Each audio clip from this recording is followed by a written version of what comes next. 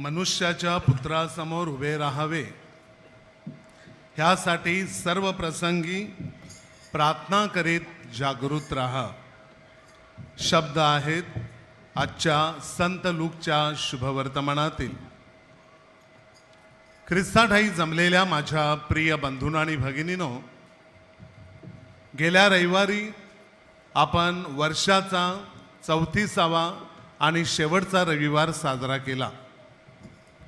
अखिल विश्वाचा राजा आपला प्रभू येशू ख्रिस्त राजाचा सोहळा आपण साजरा केला आणि जुन्या उपासना वर्षाची सांगता केली.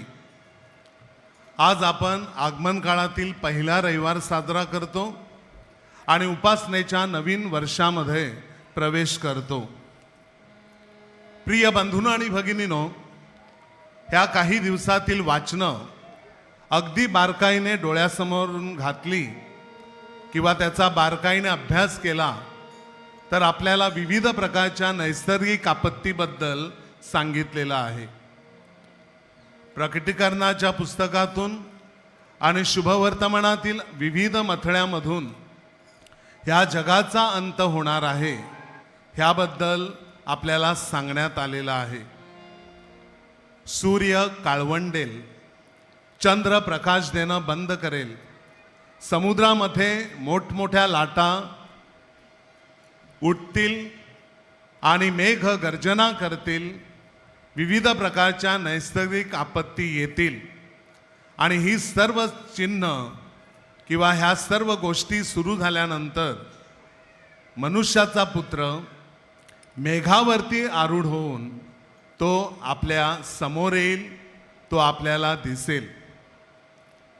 हे सर्व बघितल्यानंतर आणि ही वाचनं नजरेखालून घातल्यानंतर अनेकदा मनामध्ये चलबिचल होते, मनामध्ये भीती वाटते, भय वाटतं की आता लवकरच जगाचा अंत जवळ आलेला आहे.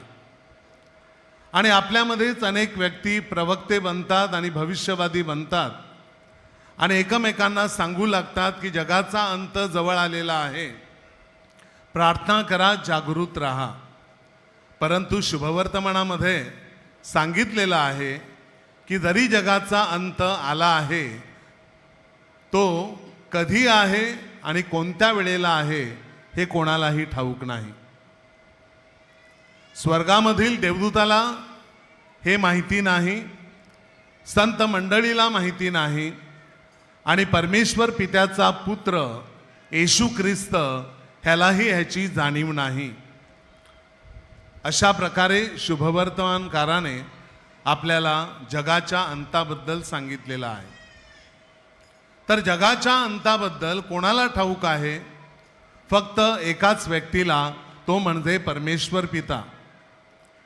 उत्पत्तीच्या पुस्तकामध्ये ज्या परमेश्वर पित्याने या भूतलाची निर्मिती केली, सर्व सृष्टीची निर्मिती केली, केवळ तो जाणून आहे की जगाचा अंत कधी होणार आहे. तोपर्यंत या पृथ्वीवरील एकाही व्यक्तीला, प्रवक्त्याला, संदेष्टांना किंवा देवदूतांना ह्याबद्दल काही माहिती नाही. आणि म्हणून आपण देखील जगाच्या अंताबद्दल बोलू नये. जगाचा अंत नक्की होईल. सध्या आपण सर्वजण जिवंत आहोत आणि आपण हे जग अनुभवत आहोत, पाहत आहोत. परंतु ज्या दिवशी आपल्याला मृत्यू येईल त्या दिवशी आपल्यासाठी जगाचा अंत होईल. आणि मग मेघावरती बसलेला ख्रिस्त राजा, जो सर्वांचा न्याय करणारा आहे, तो आपल्याला ह्या डोळी, ह्या देही पूर्णपणे दृष्टीस पडेल. तो ह्या जगाचा न्याय करील. ह्यामध्ये असलेल्या सर्वसामान्याचा, माझा, तुमचा शेवटच्या दिवशी न्याय होईल.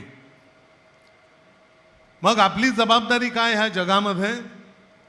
आपली जबाबदारी हीच आहे की सतत जागृत राहणं. चोर येतो आणि घरफोडी करतो, परंतु जर घरधण्याला माहिती असतं की चोर येणार आहे तर त्याने स्वतःची घरफोडी होऊन दिली असती का? अजिबात नाही. आणि म्हणून मनुष्याचा पुत्र न्याय करण्यासाठी आपल्या जीवनामध्ये कधी येईल, कोणत्या क्षणी येईल हे आपल्याला ठाऊक नाही. आणि म्हणून माणसा, तू सदैव जागा राहा, झोपा काढू नकोस. तू सदैव जागृत राहा, परमेश्वराची आपल्या जीवनामध्ये वाट पहा. 10 कुमारिकांचा दृष्टांत आपल्याला माहिती आहे. 10 कुमारिका, 5 शहाण्या आणि 5 मूर्ख. शहाण्यांकडे भरपूर तेल होतं, त्यांनी तयारी केली होती. त्यांना माहिती होतं वर रात्रीच्या वेळी, मध्यरात्रीच्या वेळी अकस्मात येईल, किती वेळ लागेल हे आम्हाला ठाऊक नाही, परंतु आम्हाला जागृत राहिलं पाहिजे. आमचे दिवे सतत तेवत ठेवले पाहिजेत. आणि ह्यासाठी त्यांनी आपल्या कुपीमध्ये, बाटलीमध्ये अधिक तेल घेतलं आणि त्या जागृत राहिल्या. आणि म्हणून वर आला मध्यरात्रीच्या वेळी, हाळी देण्यात आली, त्यांना बोलावण्यात आलं. तयार होत्या त्या आतमध्ये गेल्या आणि फार मोठ्या उत्सवाला सुरुवात झाली. मूर्ख कुमारिका झोपल्या. त्यांनी जादा तेल आपल्या कुपीमध्ये घेतलं नाही, अविचारी होत्या. आणि म्हणून वर आला तरी त्या दुसरं तेल आणण्यासाठी बाजारात गेल्या. आणि अशा वेळेला दरवाजा बंद झाला आणि त्यांना त्या हॉलमध्ये प्रवेश मिळाला नाही. हे आपल्याला ठाऊक आहे. आजचं शुभवर्तमान आपल्याला असंच काहीतरी सांगत आहे की सतत जागृत राहा, सतत प्रार्थना करा. या आगमन काळामध्ये परमेश्वराचं आगमन कधी होईल हे कोणालाही ठाऊक नाही. परमेश्वर कोणत्या वेळेला आणि कोणत्या रूपामध्ये आपल्याला भेटायला येईल हे आपल्याला ठाऊक नाही. आणि त्यासाठी सतत जागत राहणं, सतत जागृत राहणं, परमेश्वराची आस धरणं, परमेश्वराची वाट पाहणं हे अत्यंत उचित आहे. प्रिय बंधूंनो आणि भगिनीनो, आपल्यापैकी अनेक सतत प्रार्थनेमध्ये असणारी लोक आहेत. कधीतरी नाही तर सतत प्रार्थना करत असतात. घरामध्ये रोज रोजरी होते, पवित्र मिस्सामध्ये हजेरी लावली जाते, पवित्र मिस्सामध्ये पूर्णपणे सहभाग घेतला जातो. लोक नोव्हेने करतात, इतर प्रार्थना करतात, क्रूसाची वाट करतात, पवित्र संस्काराची भेट घेतात आणि त्या ठिकाणी प्रार्थना करतात. आणि अशा प्रकारे ते त्यांचा आत्मा जागृत ठेवतात. निद्रिस्त झालेला आत्मा ते पुन्हा जागा करतात. आणि म्हणून शेवटचा श्वास घेतला जातो त्यावेळेला अशा लोकांची परमेश्वराशी भेट घडत असते. आणि म्हणूनच पुन्हा एकदा आपल्याला आज सांगण्यात येतं की येशू नव्याने येणार आहे, येशू पुन्हा येणार आहे, येशू दुसऱ्यांदा येणार आहे. त्याला भेटण्याची पूर्ण तयारी आपल्याला करता आली पाहिजे. प्रिय बंधूंनो आणि भगिनीनो, देवाचा शब्द 7 समुद्रापलीकडे आणि जेथे जेथे पाठवलं तेथे सांगण्यात आला संत फ्रान्सिस झेवियरद्वारे. सगळीकडे तो फिरला येशूची सुवार्ता सांगत. आणि ज्या वेळेला त्याचा अंतकाळ जवळ आला त्यावेळेला त्या समुद्रकिनारी तो आराम करत होता. आणि अशा वेळेला त्याने येशूची साथ सोडली नाही. सतत क्रूस आपल्या हातामध्ये आणि दुसऱ्या हातामध्ये बायबल, ह्याद्वारे सतत त्याने प्रार्थना केली आणि तो जागृत राहिला. आणि म्हणूनच परमेश्वराशी त्याची भेट झाली. आणि ते अविनाशी शरीर आपण आज पाहत आहोत. कितीतरी शेकडो वर्ष या गोष्टीला उलटून गेली. हाच संत फ्रान्सिस झेवियर तुमच्या समोर आणि माझ्या समोर एक सुंदर असा आदर्श आहे. जागृततेचा, प्रार्थनेचा महामेरू आहे. आणि म्हणून आपण त्याचं जीवन अभ्यासलं पाहिजे आणि आपण देखील प्रार्थना करीत जागृत राहिलं पाहिजे.